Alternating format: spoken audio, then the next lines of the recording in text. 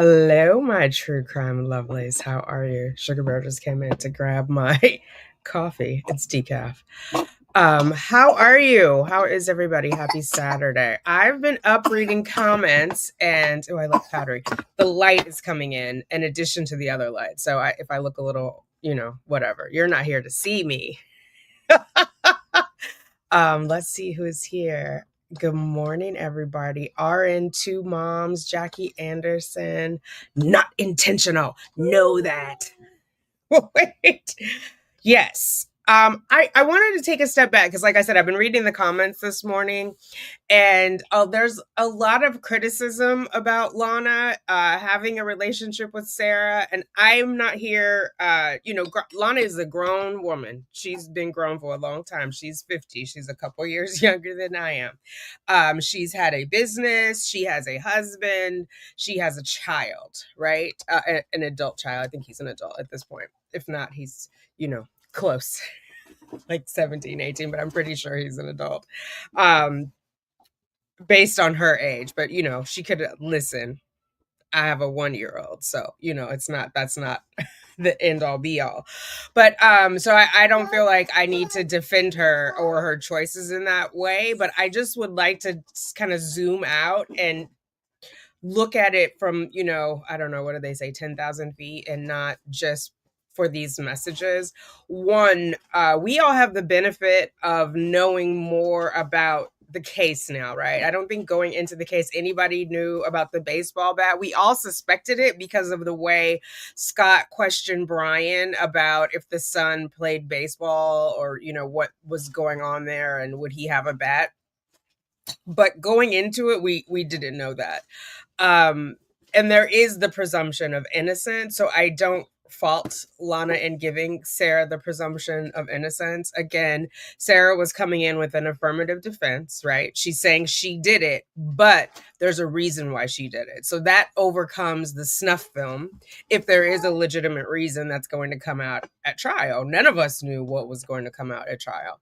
I also think, and this is from my own experience, from my own sister needing a transplant, going to dialysis multiple times a week. My sister went 3 times a week. I don't know. We haven't gotten into the text messages as far as like how many times Lana goes a week, but I'm sure it's multiple times, right? Because you have to compensate for what the lack of kidneys is not doing and clearing the blood, filtering the blood, right? So there are all those kinds of things. But it was interesting because I don't know if you guys noticed, I've been using the AI and StreamYard to make shorts. And one of the titles was the difference between Sarah and Lana. I was like, yeah, I want to talk about that. But let's go back because I think some people are like, who is Lana? I'm going to go back to when we first met her at Sarah's sentencing.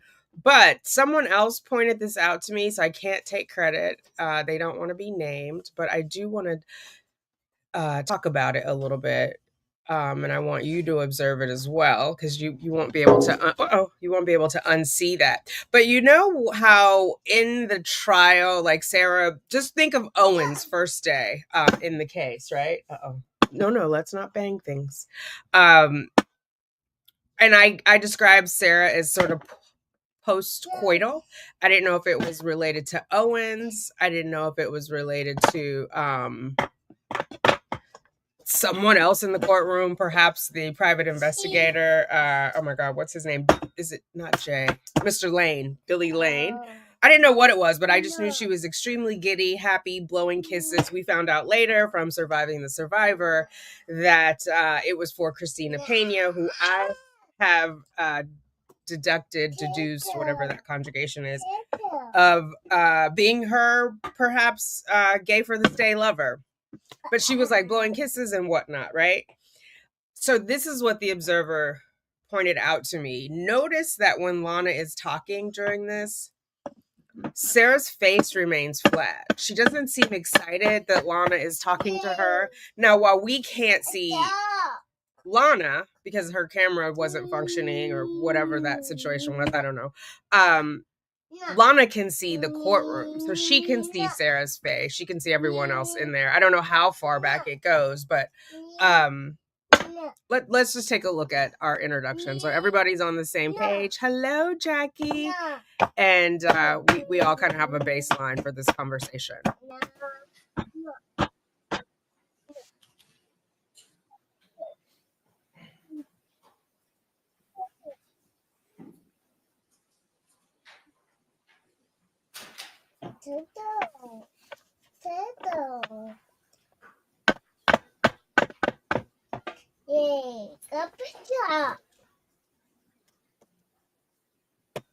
I think I didn't cue it. Give me a second. I was going to show you guys something else, and I just wanted you to see Sarah's face, like when she's greeting people. And then we'll get to... Hang on. Did that work? Can you see me? Oh, okay. Let's go with this. We'll go back. Shoot. Yeah, it's saying default camera. It's saying front camera. I chose it. It didn't show my face or anything like that.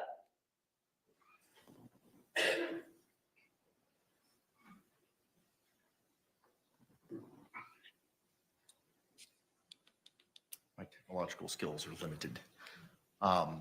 State? I have no objection to the witness making their statement here telephonically. Okay, appreciate it. All right, Miss Albert, good afternoon. If you could just state and spell your name for the record for us, please. Certainly. Lana, Lana, Albert, Albert. Okay. All right, Mr. Owens is going to ask you some questions. And if you could just answer them, ma'am, I would greatly appreciate it. Sir, you can proceed. Miss Albert, do you have the ability to turn your volume down? Yes, I just did. I can't hear you very well when I do that, though. You can't hear me? I can hear you, but very, very quietly. How about now? Look at Sarah's affect. Yes, I can hear you. Am I okay? Yeah, you sound a lot better. You were too loud earlier. She nodded, so Okay. she's Can present. you hear me okay? I can hear you. All right, Miss Albert, tell the court a little bit about yourself briefly. Well, I live in Minnesota. I currently have end-stage renal disease. Before I became disabled, I was a business owner in the Twin Cities here. All right, and how old are you? I am 50 years old. All right, and you're considered disabled? Yes, I am. All right, and have you had an occasion since this event to establish a relationship with Sarah Boone? Yes, I have. We have been friends for the past a little over 11 months. And how do y'all communicate? We've communicated a lot of phone calls, lots of tablet back and forth, and a lot of letters as well. I'd say many hours of time spent with each other. All right, and do you want to speak on her behalf here today? We're live, Nishay. I would, please. All right, Live. would you please tell the court what you would like for the court to know? Thank you very much. And thank you very much, Your Honor, for the privilege of speaking on behalf of my friend, Sarah Boone. I also want to extend my heartfelt condolences to everyone here affected by this terrible tragedy, which has brought us all here and listening in. Many articles and videos and opinions of Sarah have gone out in the airways and on the webs. Opinions that have been formed and commented on so much that it's hard not to give into the temptation to treat people like a comic book or a fictional character. In the case of my friend Sarah, the words narcissist, Karen, villain, many other things, they roll off the tongue with little regard to the humanity that is dismissed so flippantly. And under a lot of circumstances, I was one of those people, as I have a love of true crime. And becoming friends with Sarah has shown me that there's a lot more depth to the people I see on the. So on that, I'm taking that is initially she was skeptical of Sarah, right? Or either some other case, but she's a true crime fan like a lot of us, like most of us here, because why are we here? And she's now getting to know Sarah on a personal level. Thank you, Brenda Day. I appreciate you.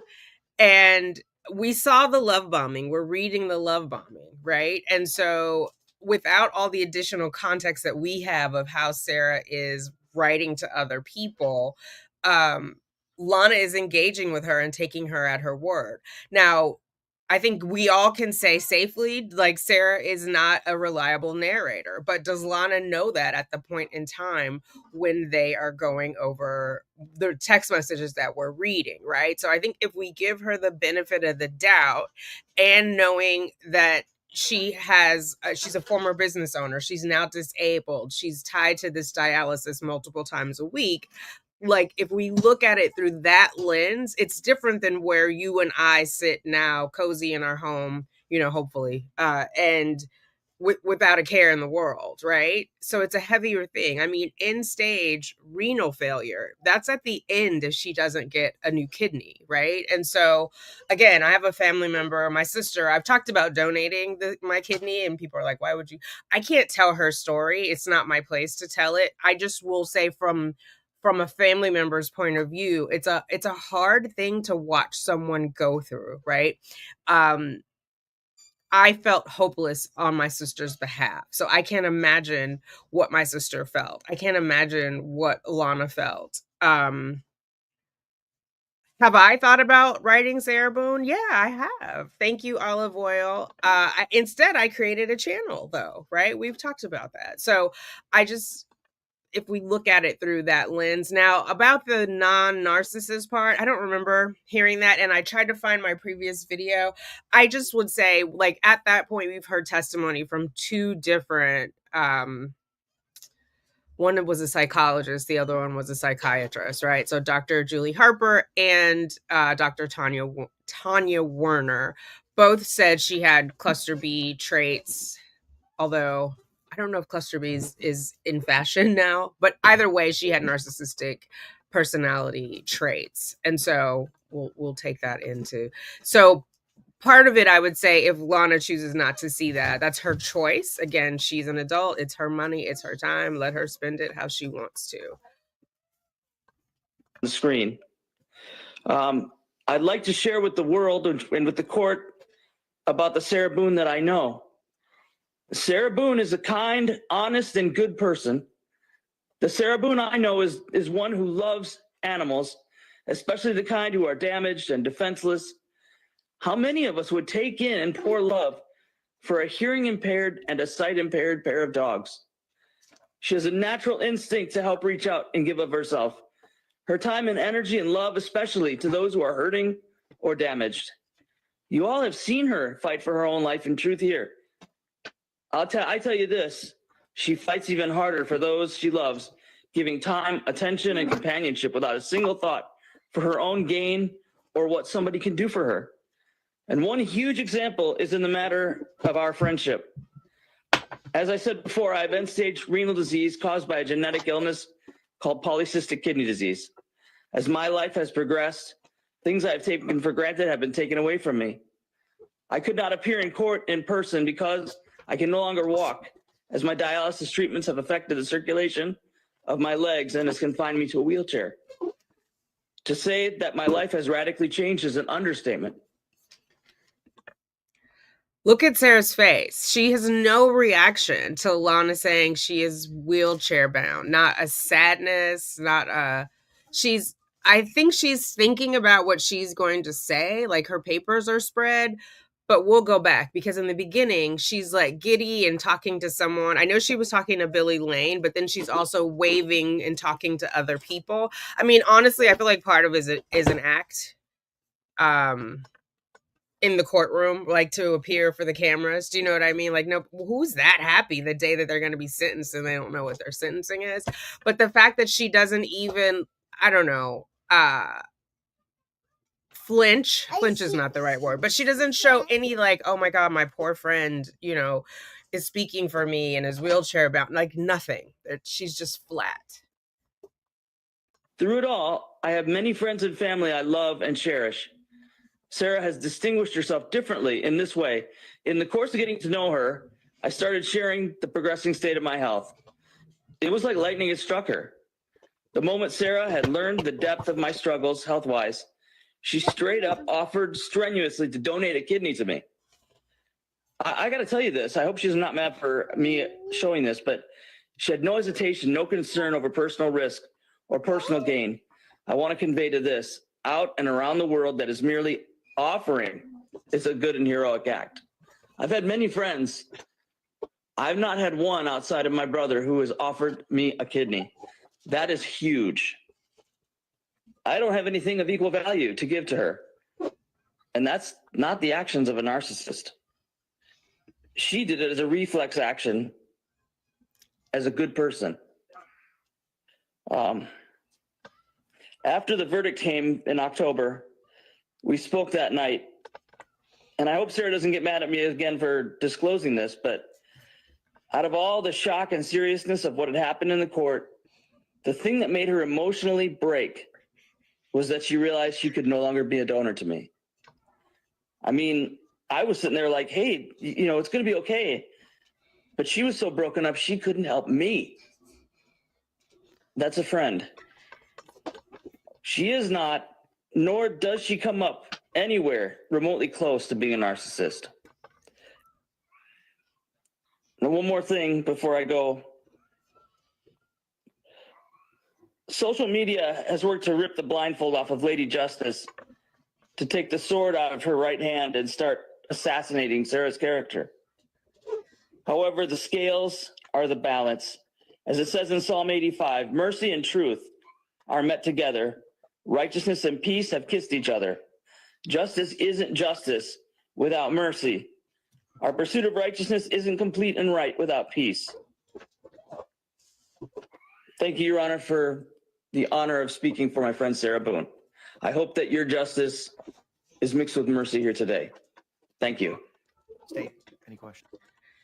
So she's going to get about as much mercy. Sarah is going to get about as much mercy as she showed George. Let me see if I can find her.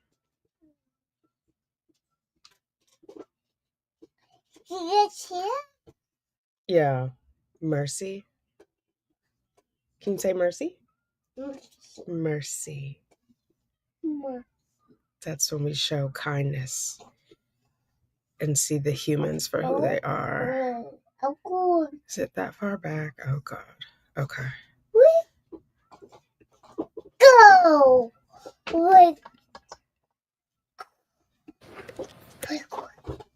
Let's see if I can speed this up. See, look at her face.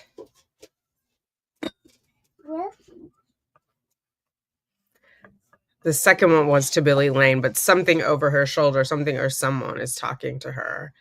And she just looks, you know, happy to see them. And on the one hand, you could say, well, she couldn't see Lana, so but I mean, you wouldn't have to see them. I don't know. If I was, if a dear friend was speaking on my behalf, my face would light up. But you know, I'm an open book. I don't need to make facial expressions for effect or to get a reaction out of someone. But I just think it is all very curious. And so listening to what Lana said, I think Lana sincerely took Sarah at her word that she would donate a kidney. Not that it would happen, but that she would. But I think through the text messages, we can see how manipulative Sarah is with everyone, not just with Lana, right? She says what she thinks they want to hear. But she doesn't have empathy still, because like I said, it kind of, when I was reading with Amy yesterday, it kind of struck me that when Sarah ignored the fact when Lana said, oh, we're going to the casino and they have powered wheelchairs. I mean, to me, that says Lana doesn't have a powered wheelchair, right? So either she's going to switch it out. I don't know her mobility, but whatever it is, it just like, if you said that to me, I would be like, oh my goodness, like, is that a thing you have to consider every time you go? Because it wouldn't dawn on me. Do you know what I mean?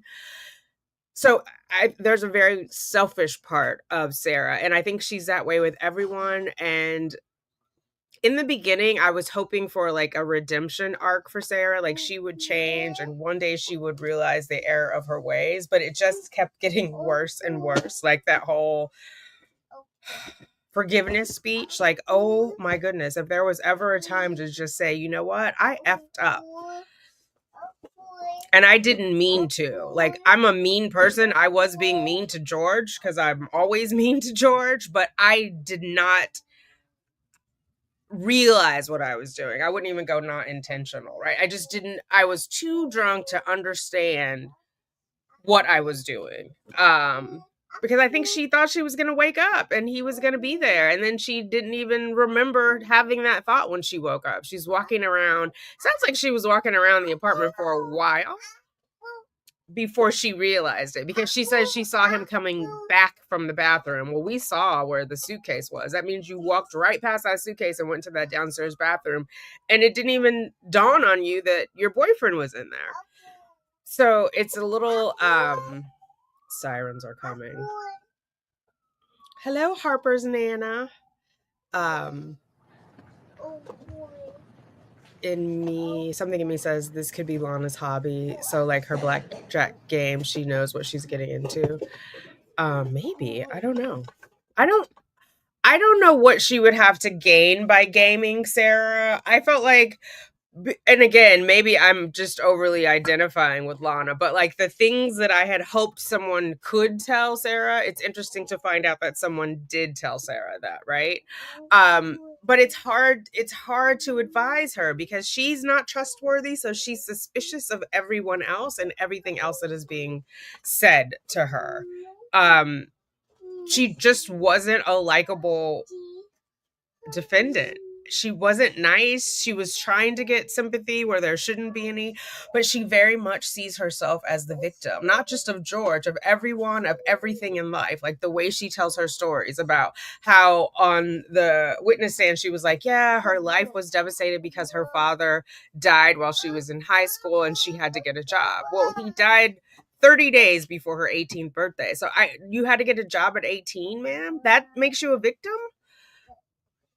The way she tells the story without the details, and even in the way, like she said, the first time she went out drinking in a bar was at 23. Well, that's not the same thing as the first time you had a drink. And I suspect she had a drink at a very early age, like around 12 or 13 years old, because she's stuck somewhere around there.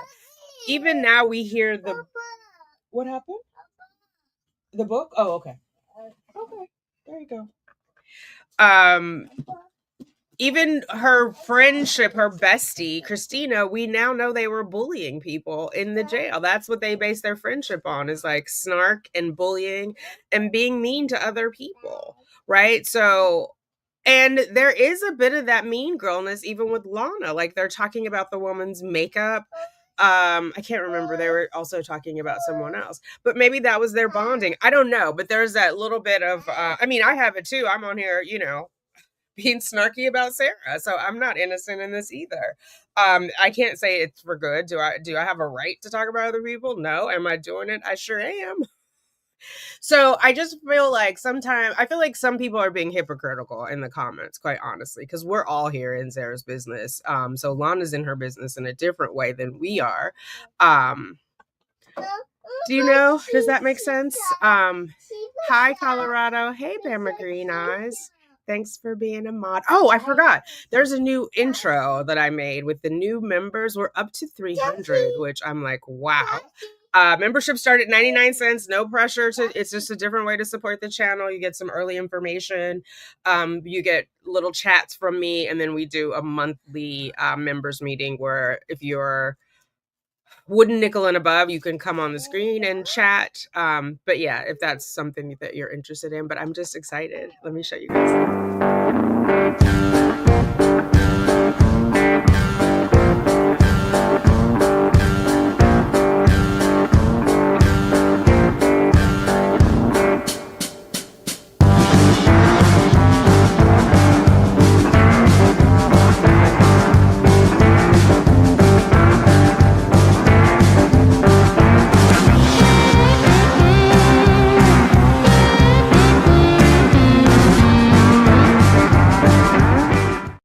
Yay! So those are all the new names. I also updated some of the icons. I'm updating emojis. I think we have 12 available emojis left. So if you have any ideas, email me or drop it in the chat or in the comments and I'll get on that. I added Skittles since Sarah has tasted the rainbow and I gave those to Judge Jackson.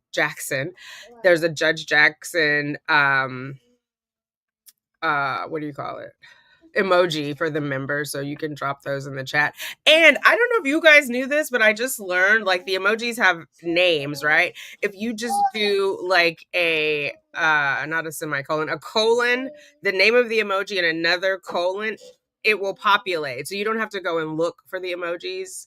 And someone sent me 2 for Mr. J that I just added. Anyway, that's like, some backroom business. But let's see. I wasn't the Sebastian Savarick. I hope I said that right. I wasn't sure during the trial, but is Lana trans? I was only curious because of the voice. No, she's the female. She has a son that she birthed, that she carried and birthed, and she has a husband. I have a heavy voice. Do you think that I'm trans? I'm not, just so you know, I'm currently pregnant. So that would be weird. She could have at least ran a brush or comb or cooking oil conditioner for, oh my God. I don't even think she washed her hair that day, honestly, but a refreshing ice cold Dr. Pepper. Nice. They don't show the emojis on the screen. I wish I could see them on here. But yeah, Florida is so lame. In Georgia, they had the cameras on Ibarra's face the whole time. I know, they never switched around and got a good angle. That's in a couple of the trials in Florida. Listen, I'm glad for Florida and their Sunshine State laws because we get to be all up in people's business. But yeah, I wish I could have seen her face. I really wanted to see her face when George's family was talking, right? For her, like when she's like, well, I can't, she was responding to his sister's comment about this moment in time. And then Sarah went on about this is forever. If she only knew, she spoke it into existence, Colorado in the house. From Denmark, 4:10 p.m. Hello from Denmark, Helen Schmidt. What are we doing? Listening to Lana read what Sarah told her. Do you think that she told her? I don't think she would have said anything about the kidney. I think Sarah probably had to answer to her other friends in the bushes about that, like Christina Pena and all those guys. I don't know. I could be wrong. They seem very possessive of her. If you even look in the comments, they're just seem to be like claiming her like as their own, which is weird. Oh, and you guys, Christina Pena is not the one who was skipping on her probation. Her case was dropped free and clear. Her boyfriend / what's the right word, trafficker, got life in prison, and so once he got life, they dropped all charges against her. They were both charged with trafficking minors, and Christina was previously trafficked, and so she's got a criminal history dating back to when she was 21, and I believe she's 30 right now. I think she's a year younger than my daughter. And so it's not her. She's free and clear. She's got her GED. She can go off and rule the world if she so chooses. The other Christina, which now I can't remember her last name, but they both happen to spell it without the H, which I'm guessing, is that religious? So they don't put Christ in there? I don't know. But anyway, the other Christina, whose last name escapes me, is the one who ran off to Vegas and is, a fugitive from the law. So I don't know what happens to her yet, but we'll get into it. And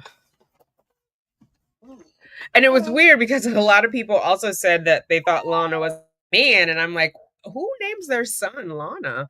And even the judge was like, ma'am, I need you. Anyway, I think people, their brains do what they do. Who is the guy talking? Owen? Oh no, that was Lana. Oh my God. That was Lana talking. That bans direct footage of a defendant. I know I was getting a little worried too, because in that footage, they were kind of zooming in on Owen's phone, which it looked like he was reading text messages. Maybe Lana was texting them or somebody else was texting them, but it looked like they were reading text messages. And then when he turned it sideways, it looked like they might have been reading the documents. But I, as an at-home viewer, shouldn't even be able to discern any type of thing they're looking at on their phone, right? So sometimes I think the cameramen get us in a little bit of trouble because the pool camera is, I think, supposed to be like a wider shot. Why would we be zooming in on defendant's documents? You know what I mean? It just was a little creepy to me. I don't think so. Just has a yeah, I think she has a deep voice. I smoked for years, so that's why my voice is a little deeper. which is okay because I feel like it helps with like establishing me as a grown up. Sometimes people think I'm younger than I am, which can be a little frustrating. You know, we're not always respectful to younger people. I'll leave it at that. I think Lana was more so craving connection, hi Jackie, than she was looking at Sarah as a target for her true crime hobby. She seems kind, though clearly misguided and misaligned. I do think she seems kind as well. And I just don't know what her motives are, so I can't say if she's misguided. Maybe she she is of Christian faith, so maybe she's looking to help Sarah through her redemption journey or find a redemption arc. Do you know? Maybe she was worried Sarah would get life and didn't feel like she deserved life. I don't know what her motives are, but I just honestly, and I said this right after the trial, like, I hope she's not sending her money. Someone said in the trial she said that, but I didn't hear that. So if you guys heard it during this play, I don't remember her saying she was not giving Sarah money. Because someone in the comments said that and they're like, oh, there she's lying. But if you guys remember, immediately after this, I went and asked for the deposits on the accounts because I was like, is she sending her money? Is Sarah using her for money? And we came up with that. And that's what I was like. At that point, I felt more protective of her, but then I had to step off. If you guys remember those videos where I was like, she's a grown woman. So I had to let that go, right? She's making these decisions consciously, whatever the subtext is for that. Just like I was sharing, me writing to a prisoner. That was where I was at the time. Of course, I knew like I shouldn't be sending him money, but at the time I was like, it's my money, it's fine. But do you know what I mean? It filled some void that I needed filled at that time. And so it doesn't matter why she did it. I don't think so.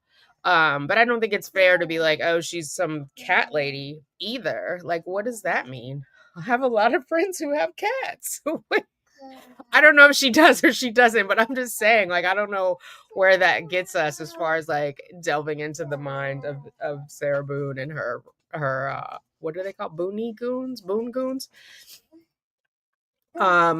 Hey, Lauren, we haven't heard or read anything up to this point that they ever discussed a transplant arrangement. Is that correct? It didn't come into any documents or discussions. That is true. Yeah, I know some more discussions will come up about about her polycystic kidney. I was going to say polycystic ovary. Sorry, polycystic kidney disease. And that is the disease that we learned yesterday is the reason why she couldn't finish and join the armed forces. And so I haven't read far enough. So I'm like on page 200 and there's still, the whole packet is 463 pages. So it could be in there. It's taking a while because I try to go through and read it in advance and try to redact like the child's name, anybody's address, phone number, email, that type of thing. So in my skimming of the future records, I have not seen any discussion of Sarah donating her kidney. I'm curious as to how that comes up though. And I wonder, is Sarah even healthy? Like, what about the cancer conversation? What's her cholesterol look like from all of the years of alcohol? What's her liver look like? Because if you've got liver damage to the point where it won't regenerate, you can't donate your kidneys, right? Normally the liver will regenerate, but some, like if you have, what is it, one of the hepatitises, it could cause scarring on the liver. Alcoholism, one of my younger brothers died from alcoholism. What is it? It's psoriasis. I think that's the way you say it. I always get it mixed up with cirrhosis. Cirrhosis, I think, is a skin condition. But he was an alcoholic and he had gastric bypass. And instead of consuming calories via food, he consumed it via alcohol. So the way Sarah was drinking, she might not even be able to donate a kidney. He's got chocolate on his face. Your chocolatey goodness. You're just saying hi. Oh wait, what are you climbing up on? I just realized that. Don't climb on that, baby. It has wheels on it. That's dangerous. He wanted to talk to you guys. Yeah, so The only thing that I'm curious about, especially after seeing Lana's answers in the chat, is she knew about the bat when she spoke on Sarah's behalf at sentencing. That's true. I wanted to know why. Yeah, I don't have an answer for that. Like, maybe she wanted to have, I'm sure James Owens conveyed to them it's better for Sarah to have someone speak on her behalf. And so, yeah, she was saying, you know, what she knew about Sarah. She was a kind person as she had experienced her. But you see, even where we are, because we're in May, well, we're in June now. They're just really getting to know each other. And the trial was in what, October 14th, and when it officially started. And then she talked for her in December. Was that? Yeah, December 2nd. And so by that point, I think they were like, Sarah keeps people in chaos, right? So she's asking, like, what are the people saying about me? What's going on? Oh my goodness, this little face. Let me see. Let me wipe your face there. We're going to use your shirt because your nose is running. Yes, it is. Okay. And you've got all that chocolatey goodness on your face. His new thing is chocolate milk. I'm not sure. Yeah, I'm curious too, Amanda. I have spoken with Lana. You guys remember that video I said Lana Albert contacts me, and she doesn't want to talk about it. She doesn't want to be on the show. So that was something she committed to Sarah, and I respect that. So some of these things we may never have the answer to. You know, maybe she'll do a tell-all book later on and donate the money to George's family, to his son who needs lifelong support. You know, as one disabled person to another. I don't know. Thank you. Yes, the easiest way to show appreciation and support is to hit the thumbs up button. No need to do anything else. Why would she think she could trust a murderer? You can't. Honey, she's not the only one though, right? Much endeavors. Remember, did you guys see the older lady who married a prisoner in California and he murdered her on a conjugal visit? And that's the second person murdered in that specific prison on a conjugal visit. Like, hey, let's shut the system down, right? And think of some alternatives to this. Buffy, welcome to the membership. Hey, Renee, Mrs. Parks in the house. Love the new intro. You are for everything, Sarah Boone. She is a gift. She really is. And I love you in those glasses. Is that from the Oscars? Hello. Can we get your autograph, Miss Renee? Yeah, she is. And clearly y'all have told me we are not ready to move on from Sarah Boone. So I'm not going to try to get through all the messages this weekend. I will get some messages. But I'm only going to talk about if it's interesting. Like, a dead horse. Like, we know we're never going to understand. I'm curious. I would like to ask Dr. Berry what she thinks about Sarah in these messages. And like, is this merely love bombing that we're seeing? Is there something else? Is it possible that she's sincere in any way? The Boonisms. Do you ever sleep? I do sleep, Linda. Thank you. I appreciate your super chat. Oh, thank you. Thank you, Janice. I appreciate you. So I'm wondering, you know, if the current Lana could go back and talk to the befriending of Sarah Boone, what she would tell herself. Oh, thank you, Barry, for gifting memberships. I can't see who got them. Wait, let me pull you guys up on the screen and then I can see, I think. Yeah. So you're still in your jammies too. You're just having a good old Saturday, right? Can I have kisses?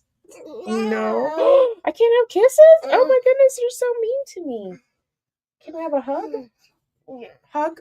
Oh, no? Okay. All right. Well, I don't know why you're over here with me if I don't get any loving. Yes. Oh my goodness. What about her treatment of now that I wonder, right? So that's new for all of us. So I do often wonder, oh, you got a new picture. I like that. I like that red lip, ma'am. That's nice. I do wonder what she thinks about that. Although, did she perhaps influence the backtracking and the changes? I don't know. We know from where we are currently in the text messages that she's copying stuff from the Court of Clerk website and Christina Pena sending that to Sarah because both of them told Sarah about the withdrawal request of Cashman, right? And so who knows? I mean, there's no way to justify Sarah asking for $1,000 from the single parent who is raising her son. That as a mom, that just will never sit right with me. And I know Nicole, one of Sarah's goons, was like, oh, triggered much? And then people were like, did you block her? I didn't block her. She's entitled to her opinion. What's more telling is that you're not triggered by it than anything with me being triggered. As a mom, I think it's crazy. So, I mean, I remember like Cheyenne's dad filing for child support against me one summer that she went to Fresno to be with him. And I was like, are you serious, dude? Like anyway, that's a whole other thing. But do you know, like, what are your thoughts for the child? And if Brian were to give her $61,000, it's my understanding she can only have $300 max in her prison trust fund. So then somebody externally would have to manage that. They would have to do like a power of attorney, and they would be sending her money, or buying things with that money. Somebody that she really trusts. Who would that be? Do you know? I don't know if she's looking for that to last her a lifetime. She's reckless and irresponsible with money. She's sent $59 worth of text messages to Brian asking for $3.50 for panties. Like, ma'am, make it make sense. And then someone was like correcting me and like, well, she can't use the tablet money for the whatever money, but whoever's giving her the tablet money, she could say, put that on commissary or go on Amazon and find me some Hanes and send them in. You know what I mean? Or however that works. But it's like she's not judicious about the little money that she has when she's sending message after message after message about nothing and he's not responding. She's calling him 3 or 4 times a day. What could she have to talk about with Brian other than begging for stuff? And then she's offended when Brian says she's begging. Well, what else do you call it? But good point, Afton. I don't know. I don't have the answer to that, but I just, the other Boone goons are not, and I don't know that I want to call Lana a Boone goon, but I'll just say her fans, her friends were not upset about it. And clearly somebody helped her write those emotions. A lot of you guys were like, that one wasn't written by her. The one that I said, Mercy. She had to agree to it. And I think them even getting her to agree to that was huge, I don't know how it happens though, because a lot of us have talked about the growth being stunted, like when you do drugs or alcohol. When does it become unstunted? You have to stop the substance abuse because, like I said, I think she's still drinking. She's not even giving dry drunk to me. I think she was this angry when she was drinking. There's some other stuff going on, and the alcohol was self-medication, and she's still self-medicating. Sarah didn't discuss the case particulars with Lana. They knew everything was subject. Yeah, that's true. And Lana cautions her multiple times in the text messages to not comment on it. And sometimes Lana will kind of like throw the ball over the fence, if you will, and tell her, don't respond to this. So a lot of the stuff, I feel like for sure, like the rest of us, the bat stuff was new to her. I mean, how could anybody know about all those other videos on there? Like you get a clear picture of who Sarah is, because I think had everybody known about that, they would have cautioned her against the battered spouse syndrome defense, because all of that other stuff got to come in with George on the landing saying he's overwhelmed by her, for her complaining that he didn't ask how her day was, all like the nastiness, the hostage video where she's coaching him on how to drop the charges against her when she got her felony assaults. And all of their assault charges against each other, George never got a felony assault. When he was strangled by her, she got a felony assault charge. And then we saw the hostage video. She convinced him into not, I don't want to say testifying against her, but speaking against her, because they didn't even get to the sworn statement. He wouldn't make a statement against her. And so they couldn't move forward with the charges, right? Because they would need him to corroborate some of that other than just what was on his neck. And so she was the primary abuser in that case. And I think a lot of women wanted it to be George. Part of it is optics. He's a brown man. She's, blue-eyed or green-eyed or whatever she calls herself. because a lot of people said a lot of bad things about George. And then when I was like, he was a shift manager at the Ace Hardware, people are like, where are you getting that from? Go back and listen to Sarah's interrogation. She says it herself. She wants to contact his former employees, as in the people he managed, right? Because she talked to Janet or whoever that was that worked at Ace, because we went through that when we did her nasty text messages from court. So it's like everybody assumed like he's this awful person. I'm not saying he was going to get, man of the year by any stretch, but I can tell he cared for his children. His children expressed that he cared for them, at least the two daughters. We haven't heard from the son, but we see the photos of him taking the younger two on family vacations, and they're like out at a beach somewhere. They went to one of the theme parks in Orlando. Sarah makes it like she came in on a white horse and saved him, and I paid for him to go to for us to go visit the family. That's the last time they used the suitcases, when they went to Philadelphia. But girl, you didn't have a job. Brian paid for y'all to go, for both of y'all to go. Brian paid for it. You know what I mean? So what are you talking about? But she had to put herself in the superior position, right? She views herself superior to most people based on absolutely nothing. Because if we're talking about high school, ma'am, that was a long time ago. One of you guys said Sarah is the definition of peaked in high school. She did. So rage-filled virgin. Oh, is that like an incel? Sarah's biggest issue is the people who hate her out of envy. She's a sensual and beautiful woman who simply causes hate by her sheer magnetism. Indeed. Yes, all the haters. My sister-in-law donated a kidney to her sister that had lupus. Oh, donation is an amazing thing. Like the fact that they took a part out of my body and put it in my sister's body and it's working and she's fine is amazing to me. And I learned because I have to see a nephrologist every year just to make sure everything is okay. If you're ever worried about donating a kidney, if it's a health issue, as long as you're approved to do it, you're good to go, right? So the remaining kidney expands and takes on the work of two kidneys. Now you have to protect it. Like if you're in an accident, you don't have a backup. But as far as like, because someone was like, oh, I still want to have children, so that's why I couldn't do it. I've had a child. I'm pregnant now with the one kidney. Like my life has not been impacted at all. And I learned from the nephrologist that it happened during the wars, that's where the idea of donation began, because people were losing kidneys on the battlefield, and then they studied them and their one remaining kidney took over.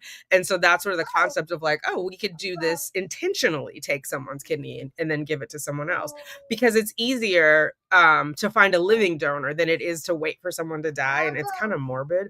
But like my sister was on the list, and there was, I want to say like 300 people ahead of her, and she wasn't doing well on dialysis. So I was like, yeah, I'll do it. And luckily, I had a corporate job. And so I ran it all through my insurance. I didn't have to wait, because there's also like, if you are a living donor, they will subsidize that, but it's a lot of paperwork. And so I just ran it through my insurance. It got through faster. I went on disability for 6 weeks afterward. The people that I worked with did this huge like drive. They gave me like $5,000, which at that point in my life was a lot of money. To help bridge that, a friend of mine like drove me to my hometown, my friend Marie. And yeah, so if you're ever posed with that question or that thought, just know you can come out fine on the other side. I mean, I'm fine. All my blood pressure is not high, it's low. I don't have any cholesterol issues. Of course, it depends on how you're living your life ahead of time, but you would consider that. This is such a result of all. Yes, the love bombing is off the chain. I mean, I've heard of it, but to see it at this level, it's crazy. One of you guys made a joke. Oh, you have a gold car. Oh, I mean, you have a heart of gold. I was like, yikes. Yeah, I don't know. In the beginning, I can see it. Like if you're getting to know someone, maybe you send them money, right? Or like, it's the same as if you were out in the free world, you'd take them to lunch or whatever. But I think it also gave them something to talk about. Like how much conversation did they get out of the Skittles, And we've added it to our musical. So that was worth it. Yeah, the Torres family couldn't roll their eye. And that's what I thought. When she was speaking, I thought that was a little selfish.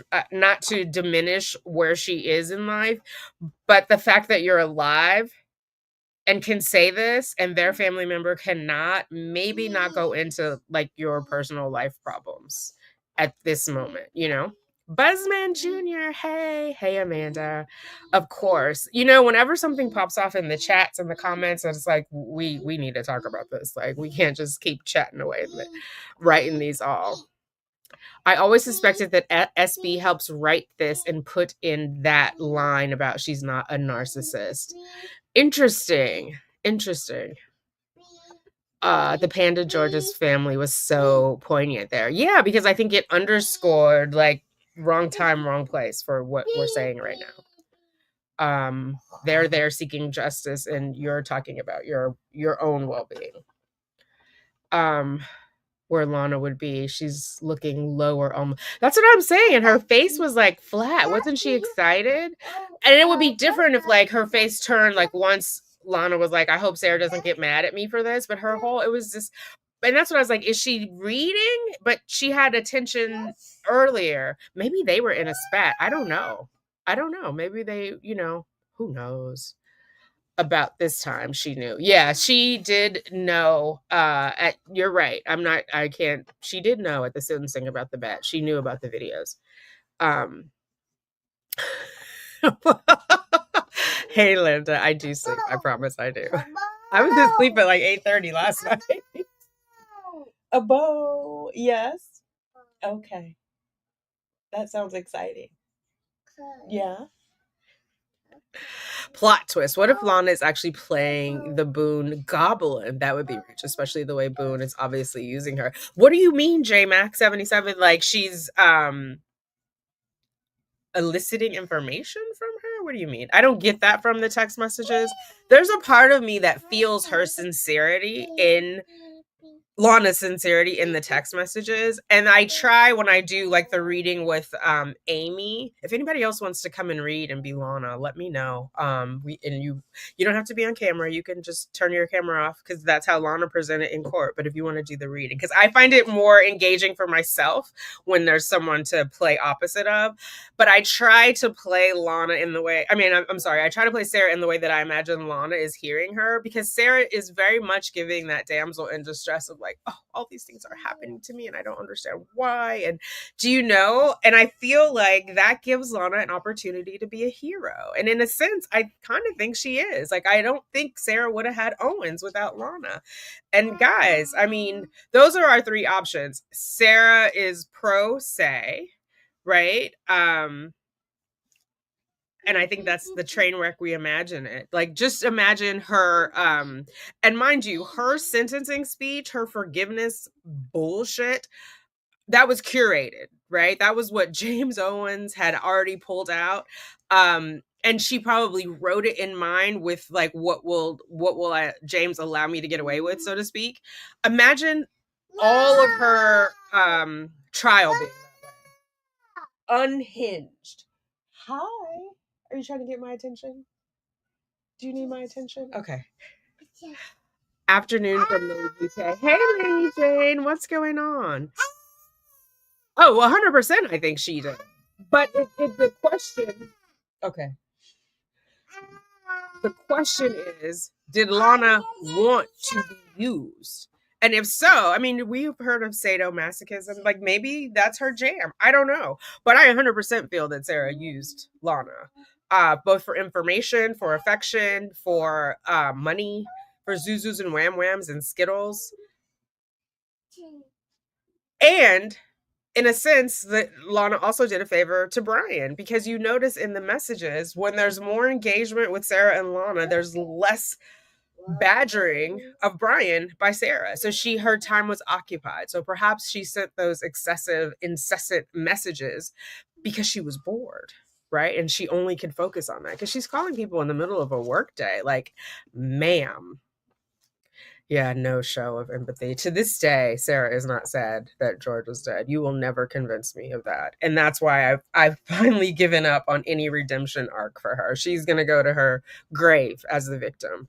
And, it gives me some comfort that when she dies, she will be in a state prison in Florida. That is absolutely where she should be. At first, it was hard for me because I was like, did you guys see? There's been a couple of trials. There was the oh my god, I can't think of her name now. It's Susan Lorenz, manslaughter. She got manslaughter for shooting someone. Shooting a Susan is white. The woman was black. AJ, I think they called her. Shooting her through the door after she had already called the police and the police were on the way. She didn't even have to stand near that door. She could have gone in her bedroom and waited for the police, as she had done oftentimes before, because the woman would call the police on children making noise outside of her apartment. And so she got, she's older, so it's the equivalent of a life sentence, but she got like 15 years. And she shot a woman through a door. So I was trying to reconcile that. And that's why when people are like, race has nothing to do with the judicial system, I beg to differ.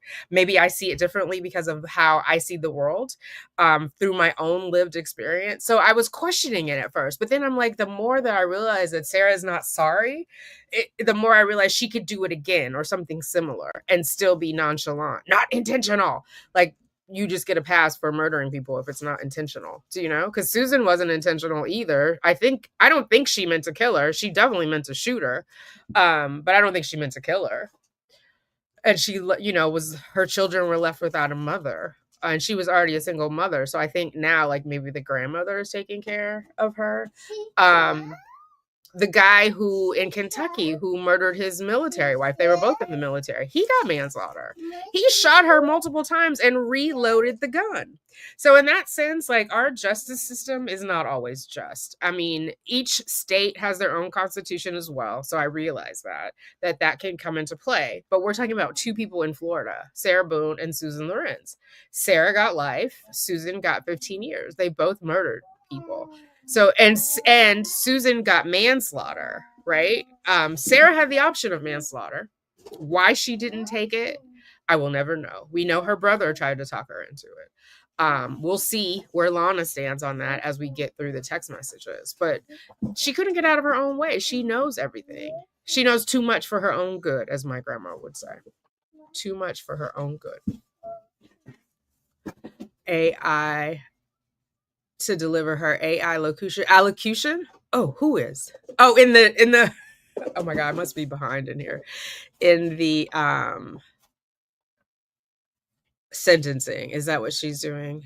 But at least acknowledge what your friend is saying. Look attentive. The judge can see you. In the tablet text like Sarah does. But did she just say one there? Did Sarah ask her to include that? So it went with her maybe. I didn't realize she did it, honestly, until we just rewatched it now. I think it was Solomon, not Psalms, right? It was Solomon. Yeah, I don't know. Maybe. I would just think I get the sense that Lana is more intelligent than to just regurgitate, like, here, Sarah told me to say this. But I did, and I think if I could find my live when we were doing it, I did question. No, honey, don't push that against the glass. I did question if she said that without Sarah's permission about the kidney and the dogs and do you know, like, showed mercy to the victims and all of society by protecting everyone from Sarah. True justice. Yeah. Because we need protection. Look she's unhinged. Like, she's just unhinged. Did Boozer write this letter? Everybody is saying that. Maybe she did. Okay, let me get further down because we're at 12 and I'm still reading 11:23. I'm a new sub here. The Court of Random Opinion gave you a shout out last night on her live stream, and wowie, happy me. Have a great weekend from Sweet. Oh, good. Welcome. I'm glad that I don't know that channel, but I'll have to check it out. Oh, I'm gonna get a shout out on STS. They asked if they could use the Donna Karen. Listen, where's my mind? The Donna Adelson video. And so I was like, yeah, I'm a fan over there. So I'm like, oh, sure. With all of your subscribers, they're going to hear about me. But they're probably going to use the commentary or the non-commentary one. My son is banging up against the glass. I don't know why. Hopefully he doesn't go through and land on the terrace. But welcome. Is it Malin? Welcome. Glad to see you. Looking forward to getting to know you in the chats. I don't think that Sarah ever left the living room. A lot of people said that, Pinky, like that she fell asleep downstairs. But the only thing is, I feel like, and I've not been able to find it. There was some point where she said she left her phone downstairs. So that led me to believe that she did go up. Hi. Car? Are you trying to find a car? That she did go upstairs at some point. Either way, I still believe that she blacked out. She doesn't even admit that she blacked out because she's going on the stand about the picture that she took. I think she was trying to take a video, and that's how we got that very first picture. And then she started the video, and she's saying, yeah, in between those two videos is where she doesn't know what happened in between those two videos. Not a bit more than a man in the moon. I don't believe it for 1 second. Good morning, Stephen H. How are you? Sarah will never change until she hits rock bottom, and she's not there yet and never will be as long as she has people like Lana putting money in her commissary. Yeah, she's not going to humble herself as long as people are enabling her. Oh, somebody emailed me. I won't say your name because I don't know if if you want it out there, that Sarah was on X. Somebody had a profile on X for Sarah, and they're collecting Cash App donations and sending to her. I cannot find it. If anybody knows, I know I put it in the post. If anybody knows, I would love to get my eyes on it. It's interesting, right? And is she profiting from her crime? Like, how is that? I have so many questions. Like, first of all, who's cash apping her and for what reason? So she can get honey buns? So she can get her panties? Like, what are y'all doing? I wish I could live in a town home, and nevertheless, I myself have to power wash the algae from my siding. Oh, it irks me that she says town home, and then she she puts the emphasis on the home part instead of like you would say townhouse. She's like town home, ma'am. It's a house. It's an apartment, a townhouse apartment. Sarah still believes that she is innocent and the only, I don't get that, Leslie. Like, talk about cognitive dissonance. How? What would her defense have been had she not gone with battered spouse? What do you think? Like, why go through why not take the plea deal? Is it because Christina walked free? Christina didn't go to trial. Did she feel like she connected with the jury at all? I don't know if the deal was still on the table once the trial started, honestly. I think Mr. J was going to go for blood at that point. But ma'am. I believe she waited even after oh, totally. I think because if she did push him down the stairs, like what the neighbors heard falling down the stairs, she would have had to straighten all that stuff up at the bottom. So I think, I don't know if she had found him at that point. Like, she was up fixing stuff when she got up and then looking for him and fixing stuff. I don't know. Yeah. And why didn't she call 911 before Brian got there? The only answer for me is she thought Brian was going to help her cover it up. Because you could have called while he was on his way. What was he going to do with 911? Do you know what I'm saying? And even when we listened to the call, she's like, my boyfriend is dead. Like, that's all you came up with in the hours that you've been awake? It just was... I am a wheelchair user. I now have an electric wheelchair, but years ago when I would go out, I used manual wheelchair to the location, then borrow the electric chairs as they give you independence. Yes, that's what I was thinking, but I didn't want to say that because I'm like, maybe she has limited mobility and could walk in and then wanted but yeah, that makes sense. Thank you for sharing that. I've said this before, I'm a disability advocate. I am also disabled myself, and I'm part of an ERG at work called My Abilities to help make things simpler. I did not realize how poorly New York was ADA was accessible until Sugar Bear, because he has a stroller and it has wheels, and I can't get on every subway station. Otherwise I have to carry it. So that means people in a wheelchair cannot get on at that subway station, right? And it's not clearly communicated. Now there's a project in place to update that over the next decade or so, but those things, they're necessary, and the only way it can happen, my little small political rant, is if the taxpayers cover it, and some of it is covering it, just paying to get on the subway. And I see so many people jumping the subway every day. It annoys me. They're like, oh, the city has enough money, but how do we get improvements? How do we keep it current if we're not paying for it? Do you know? Anyway, that's my little tirade. But yes, when Lana mentioned that she was excited the place she was going to had an electric wheelchair, it sparked nothing in Sarah to inquire, like, oh, are you in need of an electric wheelchair? How are you getting around now? Like, maybe stop taking so much money from Lana so it can go to that electric wheelchair. Do you know? Again, Lana's a grown woman. It is her choice to do that. But I just, as a friend, if Sarah were really a friend, I think she would give more consideration to Lana's needs, her feelings. If they terminate her parental rights, that may be her rock bottom. Oh, interesting, Buzzman Jr. I don't know, though, because I don't think she takes her rights that seriously. Like, she wants to boss the husband around, the former husband, to get to the son. But is she really parenting him? Like, she's... Maybe that will dawn on her. Uh-oh. Okay, we're going to run a break because now Sugar Bear has gotten himself in a predicament that I need to help him out of. So come for a break, grab a water, spritz your face. We'll be back.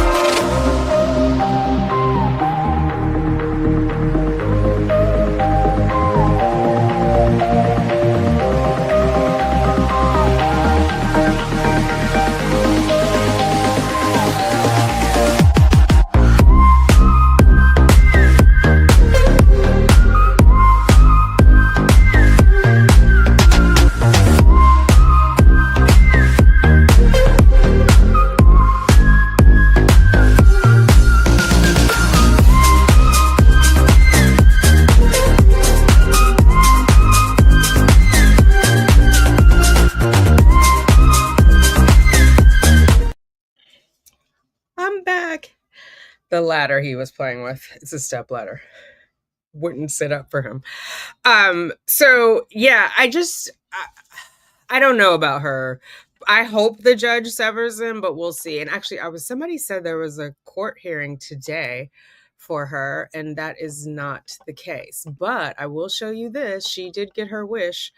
Let us... Can you guys see that? Oh, wait, no, because I didn't set it for you to see.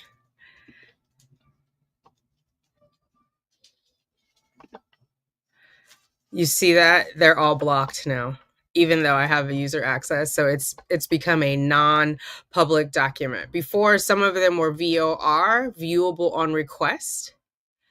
And I wondered why the order hadn't posted yet, and it is because they were doing this. So it's all become non-public. Wait, let me make sure. Oh, I'm not logged in. Hang on one second. I'm like... But even still, I'm pretty sure I won't be able to see the non-public, but let's just double confirm that. And we'll go back in.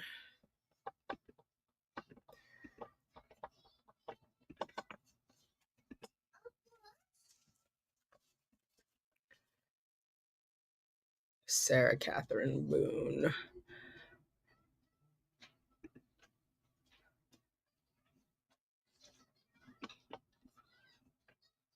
Oh, that's interesting. No, I can still see it. Okay. I just wasn't logged in. So some of them were VOR, like if in the earlier days. They might not show for me because once I ask for access, they'll give it to me, so it may not. Yeah. But some of them were in the beginning. So I don't know why the judge hasn't posted the order. Interesting. Okay. Well, never mind on that. I don't think she's being a good parent, and I'm not saying that to be mean. As a mom, of course, I understand there's an important relationship between a child and their parents, whether it be mother, father, mother, father, father. I think it should be the son's choice. If he chooses to connect with her, she doesn't need parental rights for that. But I think it's the control that she wants over him to have the parental rights. She wants to make a situation where he has to, in her mind, listen obey, because she seems like that kind of parent, right? Where children must obey, honor, and all that fun stuff. I think he should get to choose, because at least in what we've seen in the text messages, she's very manipulative, right? She's making it that he has to do things just because it's her will, not explaining like the logic of it or her intention behind it. Yeah. Oh no, no milk. It's daytime. Milk is only for sleep time. Mommy milk. We have to go get you some regular milk. Okay, this guy's his nap is coming soon, so we're gonna wrap up. I will be reading text later, but I do want to go through these really fast. I do think there's a difference between talking shit about people for things they can't help and talking shit about the shitty things people do. Very true. Very true. Yeah. Like if someone has a lump on their head that they've had from birth, why would we be talking about that? But for the choices that they're doing, if that person with a lump on their head is out murdering people, let's talk about that part. No.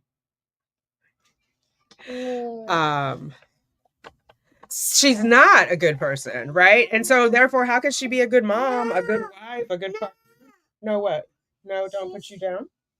Okay, all right, you can sit here. Can I rock you? No. I can't rock you either. Sticky face. Your eyelids are so heavy. You're so sleepy. You look like me when I'm sleepy. Lana would be better off with a bag of sauerkraut than Sarah's pickled kidney. Oh my god. Yeah, that I don't even think she would pass all the tests. And then what happened to this cancer? No. Was it a mole? Gosh. I would not want my mom spending her money on it. I wouldn't either. But you know what? If I told her not to, my mom is not going to listen to me either. Let's see. I agree, Buffy. She's too smart not to catch on to her eventually, even if she was being uber Christian and giving her the benefit of the doubt. I mean, in the face of everything that we know now, we can't pretend that we don't know who Sarah is. Right? If you still choose to be her friend, so be it. But we can no longer pretend to believe in her innocence, whoever did in the beginning. I'm tempted to come up live, but I definitely plan to be in the chat. Well, you have the link, Larry, for our 6 o'clock if you want to come up. It's very casual. Think of it as a Zoom. I'm just doing it this way because some people don't like to come up. And I know last time everyone was like, who are these people who came in late? It's like they're members. We're just having a conversation. So, because I love to hear from you guys. And sometimes I know it's slow in the chat. So if we can hear in real time. Sarah is not making more gold. Granny likes her cocktails. She's just, attracting people and being the victim. Yes, sir. Do you want to show your Elmo shoes? Let's see how flexible you are. Can they see those Elmo house shoes? So we have a discussion every morning weekdays now, because he got these last week, about why he can't wear his house shoes to school. But it is a great motivation when I go and pick him up from school, because normally he likes to dilly-dally. Even though in the morning he's certain he doesn't want to stay without me, when I come to pick him up, he's certain he's not ready to go. So now I'm like, let's get home. Elmo house shoes are waiting for you. And he's like, oh, okay. But yeah, he doesn't, he loves those house shoes. He's are you on an iPhone? The victim card, what's in your wallet or purse, my makeup, my notes, my cigarettes. Hey, I just brought those. Oh my God, yes. The last pack she'll ever buy in life. No, what? Are you taking my coffee? Yeah, she's just, I don't know. The way you respond to Sugar Bear with that was, it reminds me of Judge Kranix, bless you. And that's funny.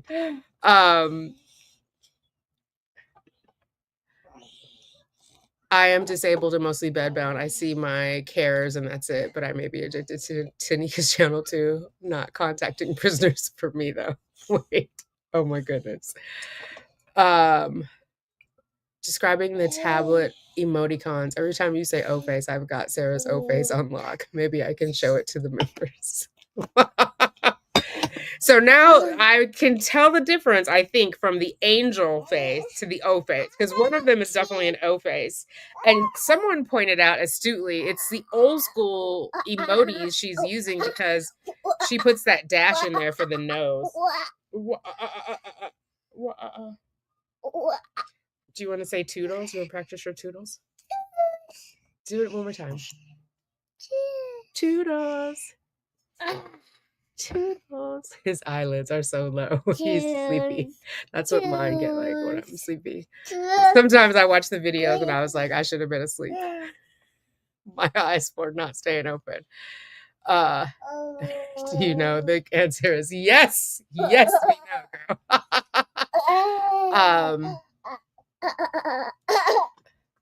I think she may only have one, but I can't always see the chat when I'm live. Okay, guys, the boss is talking. So I'm gonna play the comfort music one more time to give me a few minutes to say goodbye to you guys. Because I do want to wrap this up cleanly. So give me 60 seconds.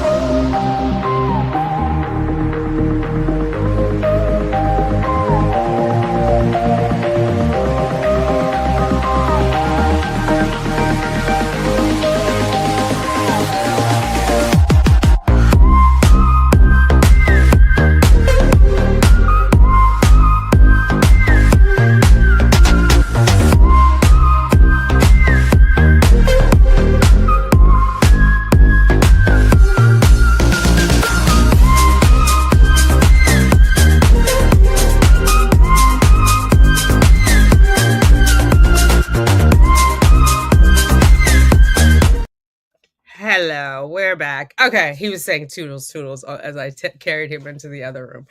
Yeah, it is. There's just a lot of things going on. I think it concerns me when people are so quick to judge Lana. Again, I'm not the defender of Lana, but I think if you look at it from that perspective, all of us are addicted to true crime. What brings us here is all very different. Our lived experiences are all very different, right? And I don't believe in Sarah's innocence. I've never believed in Sarah's innocence, but I did at one time believe that she could redeem herself, that she was capable of empathy, sympathy. I don't know. I'm not a therapist. I was under the belief that if anybody wanted to change, they could. But it seems like with these disorders, whichever one or multiple ones Sarah has, that is not a thing. Like you can't redeem, you can't have empathy. Like you can't acquire that, even if you try, which that, blows my mind. Cause I guess, I don't know, maybe I'm a little Pollyanna or Anne Frankish and like I believe there's good in all people. But clearly, Sarah has taught me differently. Right? I don't see good in her. I don't see, and I hate to say that as a human being, but I don't see any redeemable qualities in her, which is why I've come to terms with her having a life sentence. She's where she's meant to be. She should not walk among us, right? And so I don't know, maybe there's a therapist out there who can tell us, like, yes, this is a fixable thing. Because there's a narcissist I watch, and he's like, I think it's called mental healness. Where he's recovering and he recognizes that, right? Does that mean he's always fighting to overcome it? I don't know, but I just don't think there is any redeemable qualities in Sarah, not for other people, not for her child, not for Lana, not for Nicole, not for Natalie, not for Christina. I'm calling you all out by name on purpose. Like, wake up. Okay, now he's mad at me. And smell the coffee. This woman means you no good. She's only in it for herself.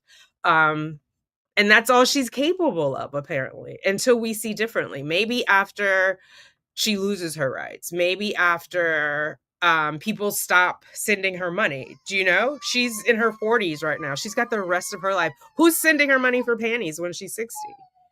Who's sending her Skittles? Do you know? So you would think she would be a little more judicious about how she treats her friends and how she interacts with people, and even like knowing who she is, fake that a little more, but she's not even capable of faking empathy, of faking being a better person. We've seen her, she has no ability to conceal who she really is, on the stand with all the twitching. I don't think she's aware of her twitching, but the lip twitching, the eye blinking, she was glitching, like trying to pretend to be human. Ma'am, are you okay? Do you know? Yeah. All right, that's all I've got to say. Mel, thank you for being a member for 6 months.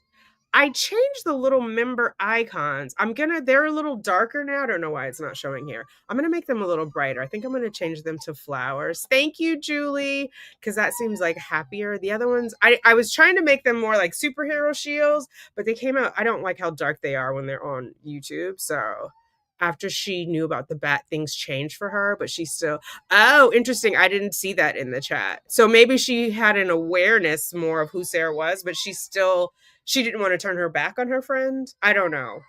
We may never know. Oh my God, no, he's being dramatic. He's okay. He's learned this from his school. Like if you cry louder, you get more attention. I'm gonna go check on him. I will see you guys later. Thank you for being here. I appreciate all of you members. I will see you at 6. 99 cents to be a member if you're not one, but we'll chop it up and get into all things. Boone, I want to talk Adelson. I want to talk Gardner because they were in court yesterday. Now he's getting louder. Okay, love you guys. Toodles.